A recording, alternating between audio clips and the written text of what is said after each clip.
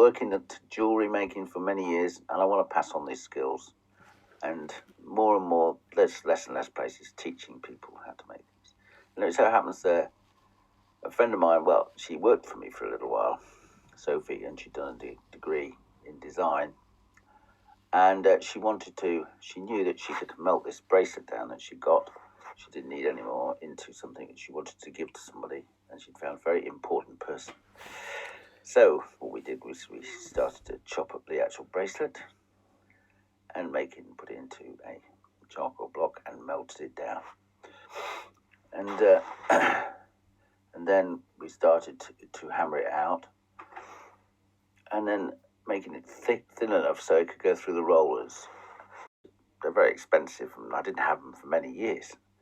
So you can actually flatten the piece of metal without actually using rollers if you don't have rollers. Anyway, so you make a sheet which is about 0.5 mil thick, which is quite thin, and then you use the hammer and the punch, and you stamp it.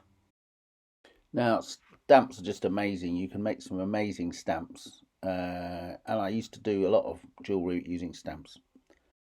Making your own is great. Now we're going to make a surround, and this is using a different technique, a square section. So you can use your rollers to make square section wire, or use a draw plate. And then we're going to chamfer it and make it into the surround going around the actual object, the eye, like a bit like a warning sign. Anyway, she wanted to have a sort of like put some sort of like saying on the back, which is done with stamps again, but letter stamps, and you can buy letter stamps very cheaply, and basically make a plate, and then we have to solder the two together. And of course, she wasn't very happy about soldering them because I only had one solder, and she wasn't happy. So in the end, she made it, and it was great. And now she has a little boy called Jasper. Anyway, there goes.